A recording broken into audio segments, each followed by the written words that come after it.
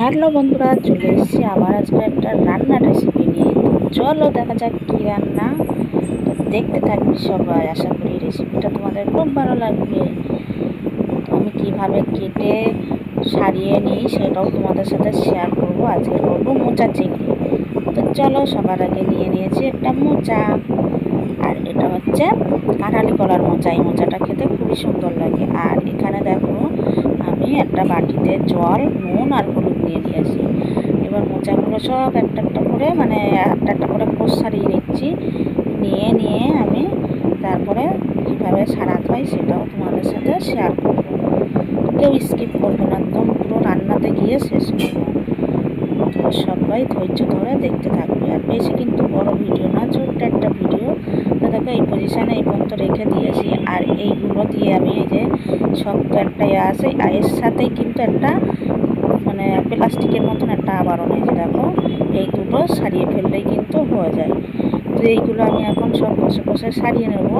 নিয়ে তারপরে কিন্তু মোচাটা আমি ভালো করে গুছিয়ে নেব। তো আগে সারিয়ে নিই, তারপরে তোমাদের সামনে আসছি। তো দেখতে থাকো। তো দেখো, আমার পুরো কুচানো হয়ে গেছে। আর দেখো, বেশি ঝিরিঝিরি করে কিন্তু কুচাতে পারিনি। এবারে আমি কী করছি বলো তো, যেটা নুন হলুদ জল দিয়ে আমি ভিজিয়ে রেখেছিলাম, ওটা দিয়েই আমি চেপে চেপে ভালো করে কিন্তু অনেকবার করে ধুয়ে নেবো। আমি মোচাটা কিন্তু সিদ্ধ করব না, এটা আমি কাঁচা মোচাই রান্না করব। তো চলো দেখতে থাকবো। ওই মোচাটা না সিদ্ধ করলেও হয়ে যায়। তো এখানে আমি ভালো করে চেপে চেপে কিন্তু কচগুলো বার করে দিয়েছি।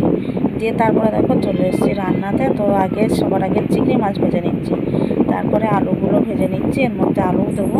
তো আমি কিছু কিছু ভিডিও তোমাদের সাথে স্কিপ করে গেছি, সেগুলো শেয়ার করা হয়নি। তো তারপরে আলু ভাজার পরে দেখো, কড়াইতে ওই তেলের মধ্যেই আমি এখানে তেজপাতা, জিরে আর শুকনো লঙ্কা ফোড়ন দেবো, তার সাথে গোটা গরম মশলা। আর আমি এখানে কিন্তু পেঁয়াজ রসুন কোনো ব্যবহার করবো না। তো দেখতেই পেলে কয়েকটা শুকনো লঙ্কা, তেজপাতা আর গোটা গরম মশলা, জিরে ফোড়ন দিয়ে দিলাম। এবার ফোড়নটা ভালো করে কিন্তু আমার ভাজা ভাজা হয়ে গেলে, নাড়াচাড়া করতে করতে ভাজা ভাজা হয়ে গেলে, তারপরে এর মধ্যে আমি কী দিই তোমরা দেখতে থাকো। তো দেখো, এর মধ্যে আমি কিন্তু এবার টমেটো কুচিগুলো দিয়ে দিলাম। এখানে টমেটো ব্যবহার করছি আমি, তোমরা চাইলে ব্যবহার করতে পারো, নাও করতে পারো। যেটা দিতেই হবে তা না, যেহেতু আমি নিরামিষভাবে করছি, চিংড়ি মাছ দেওয়া, তা আমি এখানে পেঁয়াজ রসুন কিন্তু ব্যবহার করছি না বলে টমেটোটা দিলাম। আর তারপরে কটা চিড়ে রাখা কাঁচা লঙ্কা দিয়ে দিলাম। দিয়ে আমি কিন্তু এবার ভালো করে একটু নাড়াচাড়া করে নেব। আর এবার এখানে আমি দিচ্ছি একটু আদা বাটা,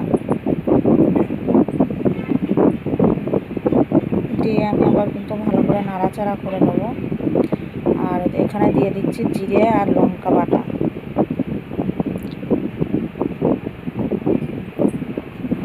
দিয়ে এবার আমি কিন্তু মশলাটা কষাতে থাকবো। হ্যাঁ, এর মধ্যে কিন্তু আমি কয়েকটা চিনির দানা ফেলেছিলাম, যাতে কালারটা একটু হয়, কালারটা আসে। তো এখানে তারপরে দেখো, লবণ দিয়ে দিচ্ছি পরিমাণ মতো, তারপরে হলুদ গুঁড়ো দিয়ে দিলাম। দিয়ে এবার আমি ভালো করে মশলাটা কিন্তু কষাতে থাকবো। আর এই রেসিপিটা কিন্তু দারুণ হয়েছিল বন্ধুরা। তারপরে দেখো, কষানোর পরে আমি এখানে ভেজে রাখা আলুগুলো কিন্তু দিয়ে দিলাম। দিয়ে আবারও কিন্তু ভালো করে কষাতে থাকবো। তারপরে আমি এই যে চটকে রেখেছিলাম যে মোচাগুলো কিন্তু ঢেলে দিলাম।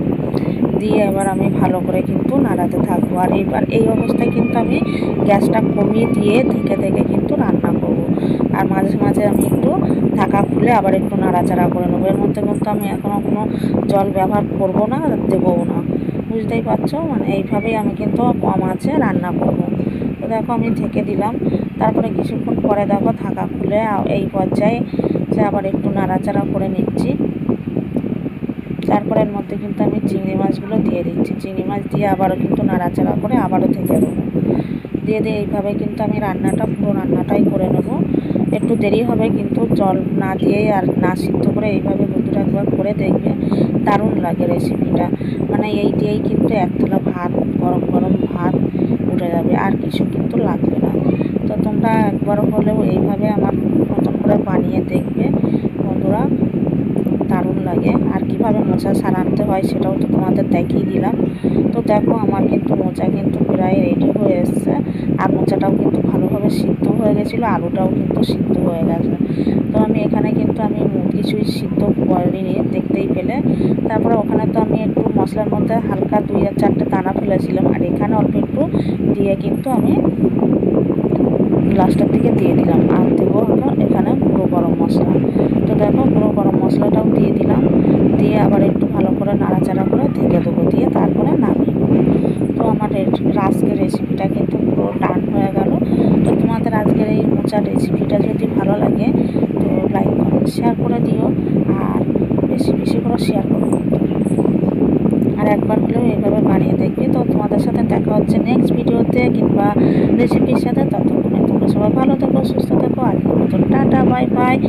তো দেখতেই পাচ্ছ কালারটা কিন্তু দারুণ এসছে, আর খেতেও দারুণ হয়েছিল। তো চলো দেখা হবে তোমাদের সাথে নেক্সট ভিডিও কিংবা রেসিপির সাথে।